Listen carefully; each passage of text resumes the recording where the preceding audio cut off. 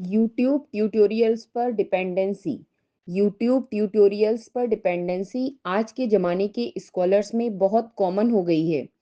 शुरू में तो ये बहुत हेल्पफुल लगते हैं, short videos, quick steps, easy examples और रेडीमेड सिचुएशंस। स्कॉलर को लगता है कि बस वीडियो प्ले करके फॉलो कर लिया तो काम हो जाएगा।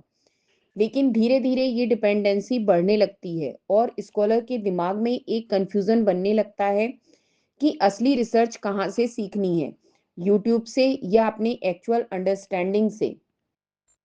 सबसे बड़ी प्रॉब्लम होती है कि यूट्यूब के ट्यूटोरियल्स बहुत जनरलाइज्ड होते हैं। वो किसी भी स्कॉलर के specific research topic, data set या मेथोडोलॉजी को ध्यान में रखकर नहीं बनाए जाते। स्कॉलर सोचता है कि वही स्टेप्स फॉलो करूंगा तो मेरा काम भी चल जाएगा। लेकिन जब वो वीडियो वाले एग्जाम्पल से अलग डेटा पर अप्लाई करता है तो एरर्स आने लगते हैं। यही पॉइंट से डिपेंडेंसी फ्रस्ट्रेशन में बदल जाती है। उसे लगता है कि पूरा प्रोसेस इतना आसान क्यों नहीं हो रहा जितना वीडियो में दिखा था। दूसरी चैलेंज ये होती है कि ट्यूटोरियल्स का लेवल भी अलग अलग होता है।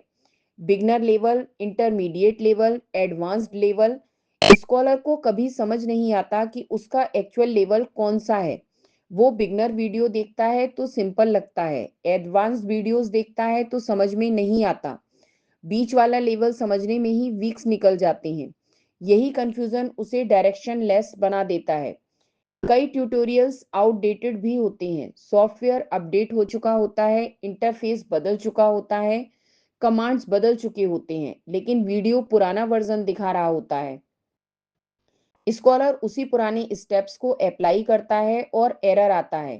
फिर वो सोचता है मेरे लैपटॉप में इशू है, मेरी कमांड गलत है या सिस्टम यूज करना नहीं आता, जबकि असली रीजन आउटडेटेड ट्यूटोरियल होता है।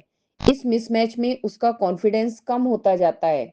यूट्यूब की डिपेंडेंसी की एक डीप प्रॉब्लम है इंस्टेंट सॉल्यूशन का इल्यूजन। स्कॉलर को लगता है कि हर प्रॉब्लम का रेडी आंसर यूट्यूब पर मिल जाएगा, लेकिन रिसर्च में हर कोड, हर एल्गोरिदम्स, हर मेथोडोलॉजी हर किसी के लिए यूनिक होती है।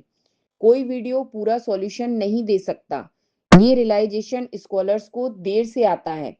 स्लोली उन्हें लगता है कि actual problem solving skills develop नहीं हो रही है, बस कॉपी पेस्ट और फॉलो द स्टेप्स वाली थिंकिंग बन रही है। रिसर्च में क्रिटिकल थिंकिंग, लॉजिक बिल्डिंग और इंडिपेंडेंट एनालिसिस जरूरी होता है, जो वीडियोस देखने से डेवलप नहीं होता। स्कॉलर वीडियो देखता है, समझता है कि सब क्लियर हो गया है, लेकिन जैसे ही खुद इम्प्लीमेंट करने बैठता है, ब्लैंक हो जाता है। वो बार बार पॉज, रिप्लाई, रिवेंट करता रहता है, पर खुद से सोचने में कॉन्फिडेंस नहीं आता। यही स्ट्रॉन्ग डिपेंडेंसी का सबसे बड़ा नुकसान है। फिर आता है ओवरलोड प्रॉब्लम। यूट्यूब पर एक ही टॉपिक पर 50 वीडियोस मिलते हैं। हर क्रिएटर अलग एक्सप्लेनेशन देता है।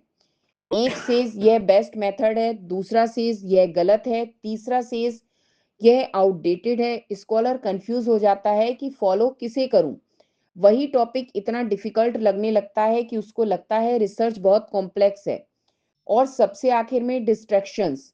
स्कॉलर वीडियो खोलता है रिसर्च सीखने के लिए, लेकिन रिकमेंडेशंस में motivational videos, gaming videos, music videos, blogs कुछ भी सामने आ जाता है। उसका फोकस टूट जाता है और एक्चुअल लर्निंग साइड में चली जाती है। यही कारण है कि यूट्यूब से सीखना हेल्पफुल तो है, लेकिन कंट्रोल्ड और लिमिटेड होना चाहिए।